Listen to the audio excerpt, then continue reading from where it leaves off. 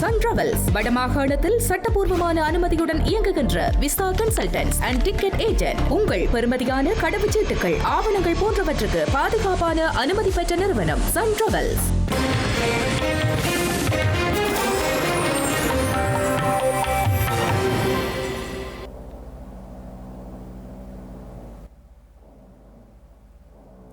வணக்கம். இது ஐபிசி தமிழின் பிரதான செய்திகள். முதலில் தலைப்புச் செய்திகள்.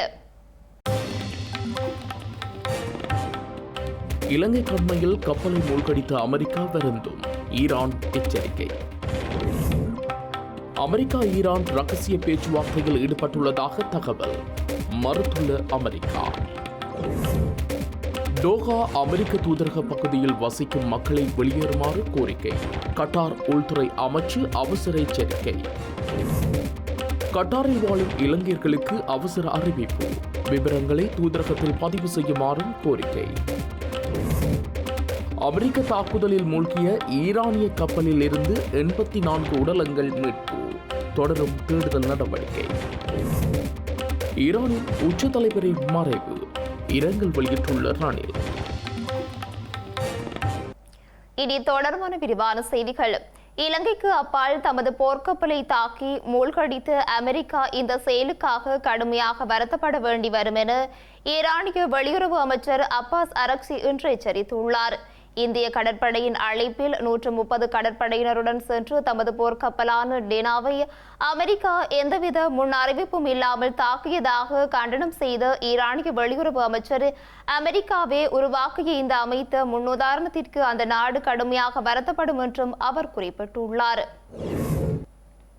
இலங்கைக்கு கடல்வழிக்கு அப்பால் நீரில் அமெரிக்க தாக்குதலுக்கு பிறகு மூழ்கிய ஈரானிய போர்க்கப்பலில் இருந்த 84 நபர்களின் உடல்கள் மீட்கப்பட்டுள்ளதாக ஸ்ரீலங்கா கடற்படை அறிவித்துள்ளது.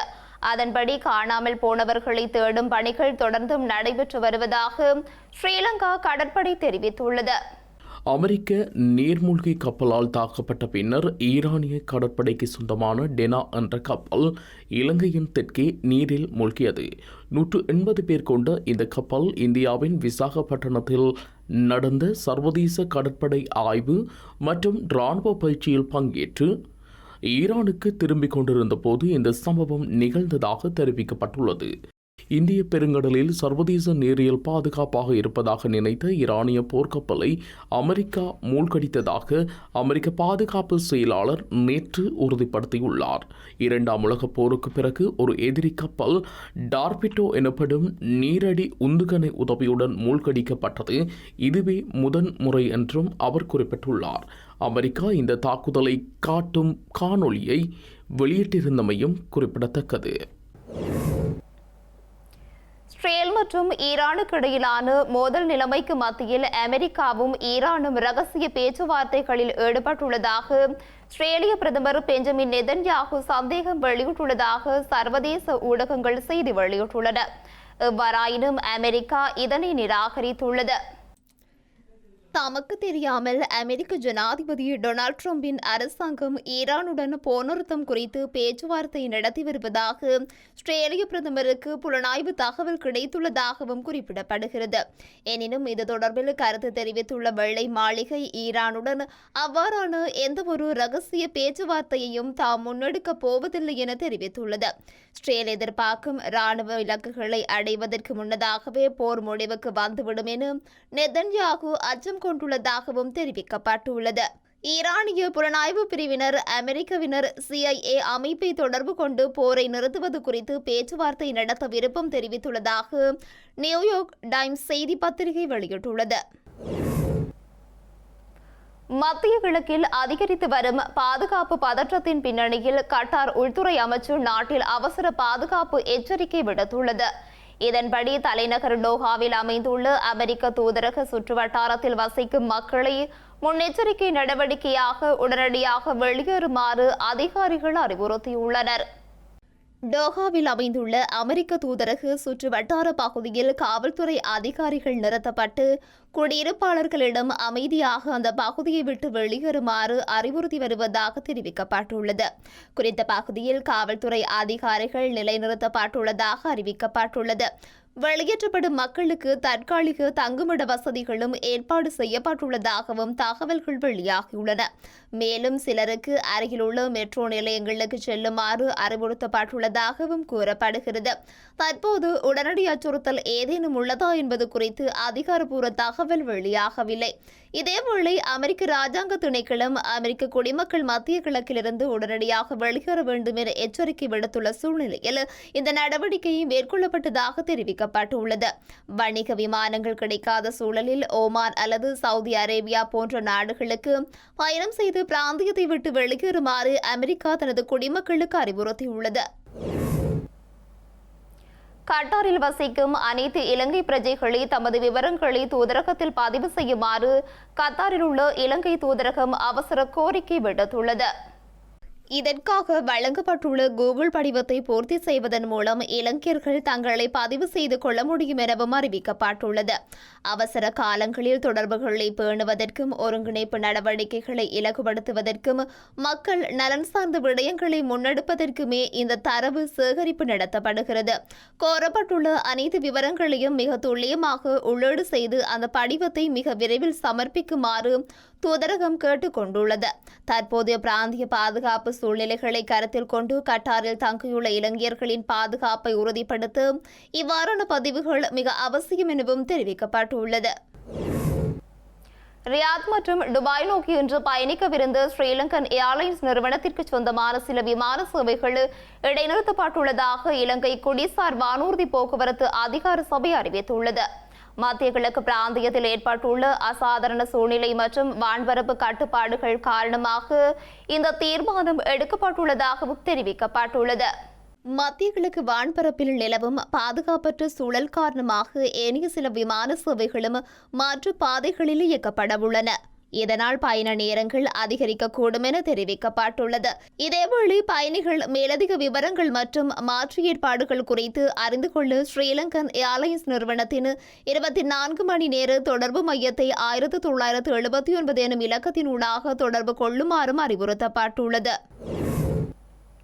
மத்திய கிழக்கில் நிலவும் போர்ச்சூழலுக்கு மத்தியில் வெளிநாடுகளில் வசிக்கும் இலங்கையர்களின் பாதுகாப்பை உறுதிப்படுத்துமாறு அமைச்சர் விஜித கீரத் வேண்டுகோள் விடுத்துள்ளார். அத்துடன் வெளிநாடுகளிலிருந்து இலங்கைக்கு வருகை தந்துள்ள சுற்றுலா பயணிகளின் பாதுகாப்பை இலங்கை அரசாங்கம் ஏற்றுக்கொண்டுள்ளதாகவும் அவர் சுட்டிக்காட்டியுள்ளார். மத்திய கிழக்கின் பல நாடுகளின் வெளிவிவகார அமைச்சர்களுடன் ஸ்ரீலங்கா வெளிவிவகார அமைச்சர் விஜித கீரத் தொலைபேசி ஊடாக கலந்துரையாடல்களை மேற்கொண்டுள்ளார். இதன்படி கட்டார், லெபனான், ஜோர்தான் மற்றும் குவைத் ஆகிய நாடுகளின் வெளிவிவகார அமைச்சர்களுடன் அவர் கலந்துரையாடியுள்ளார். இதன்போது குறித்த பிராந்தியத்தில் நிலவும் போர்ச்சூழலினால் அந்தந்த நாடுகள் எதிர்நோக்கியுள்ள நிலைமைகள் குறித்தும் வெளிவிவகார அமைச்சர் விஜித கீரத் கேட்டறிந்து கொண்டுள்ளார். அத்துடன் அந்த நாடுகளில் வசிக்கும் இலங்கையர்களின் பாதுகாப்பை உறுதிப்படுத்துமாறு அமைச்சர் வேண்டுகோள் விடுத்துள்ளார். அந்த நாடுகளிலிருந்து இலங்கை வருகை தந்துள்ள சுற்றுலா பயணிகளின் பாதுகாப்பை இலங்கை அரசாங்கம் ஏற்றுக்கொண்டுள்ளதாகவும் அவர் சுட்டிக்காட்டியுள்ளார். அவசர காலங்களில் கோரப்படும் மனிதாபிமான உதவிகளை வழங்க இலங்கை தயக்கமின்றி முன்வரும் என்றும் அவர் தெரிவித்துள்ளார். ஈரான் உச்சத்தலைவர் அயதுல்லா அலி கமேனியின் மறைவுக்கு அனுதாபம் தெரிவிப்பதற்காக முன்னாள் ஜனாதிபதி ரணில் விக்ரமசிங்க இன்று காலை கொழும்பில் உள்ள ஈரான் தூதரகத்திற்கு சென்றுள்ளார். ஈரான் தலைவரின் மறைவிற்கு அனுதாபம் தெரிவிப்பதற்காக கொழும்பில் உள்ள ஈரான் தூதரகத்தில் தற்போது விசேட வேலைத்திட்டம் ஒன்று முன்னெடுக்கப்பட்டுள்ளது. இதற்கமைய அங்கு சென்ற முன்னாள் ஜனாதிபதி ரணில் விக்ரமசிங்க அங்கு வைக்கப்பட்டுள்ள புத்தகத்தில் தனது அனுதாப செய்தியை பதிவு செய்துள்ளார். அதன் பின்னர் தூதரக அதிகாரிகளை சந்தித்த அவர் தனது ஆழ்ந்த அனுதாபங்களை தெரிவித்துக் கொண்டார். யாழ்ப்பாணம் காங்கேசந்துறையிலிருந்து கடற்றொழில் நடவடிக்கைக்காக சென்று காணாமல் போன 2 கடற்றொழிலாளர்களும் தமிழ்நாடு அரியமான் கடற்பரப்பில் வைத்து தமிழ்நாடு கடலோர காவல் படையினரால் கைது செய்யப்பட்டுள்ளனர்.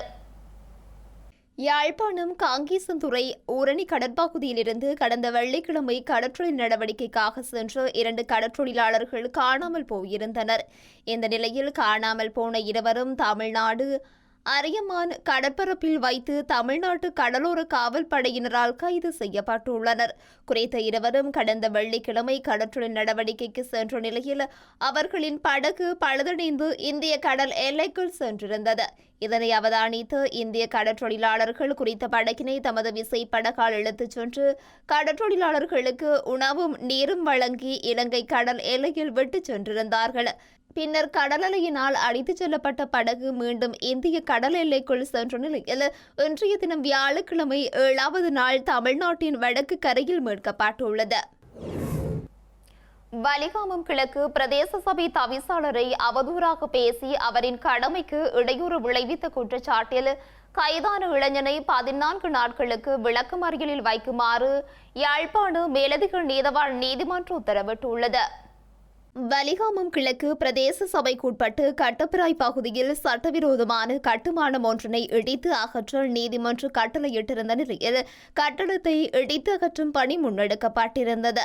அதனை பிரதேச சபை தவிசாளர், செயலாளர், காவல்துறையினர், நீதிமன்ற உத்தியோகத்தர்கள் உள்ளிட்டவர்கள் மேற்பார்வை செய்து கொண்டிருந்தனர். இந்த நிலையில் அவ்விடத்திற்கு வருகை தந்த இரு இளைஞர்களில் ஒருவர் தொலைபேசியில் காணொலி செய்ய மற்ற இளைஞர் தவிசாளரை அவதூறாக பேசி அநாகரிகமான முறையில் நடந்து கொண்டிருந்தார். இதனை அடுத்து அங்கு கடமையில் ஈடுபட்டிருந்த கோப்பாய் காவல்துறையினர் குறித்த இளைஞனை கைது செய்துள்ளனர். அத்துடன் தவிசாளரிடம் வாக்குமூலம் பெற்ற பின்னர் யாழ் மேலதிக நீதவான் நீதிமன்றத்தில் முற்படுத்தியுள்ளனர். குறித்த சம்பவம் தொடர்பான வழக்கினை விசாரித்த நீதிபதி இளைஞரை எதிர்வரும் 14 நாட்களுக்கு விளக்கமறியலில் வைக்குமாறு உத்தரவு பிறப்பித்துள்ளார். செய்திகளின் நிறைவாக இனி மீண்டும் தலைப்புச் செய்திகள்.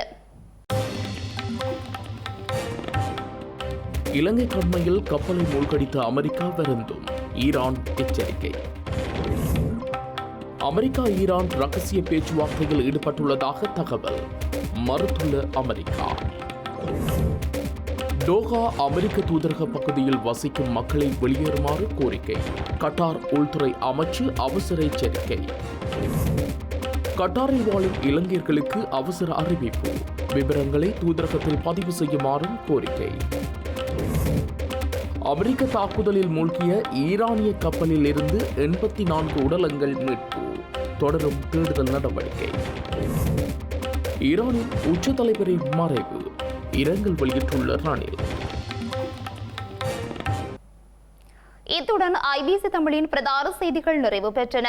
உடனுக்குடன் செய்திகளை அறிந்து கொள்ள ibctamil.com என்ற நமது இணையதளத்தினை பார்வையிடுங்கள். வணக்கம்.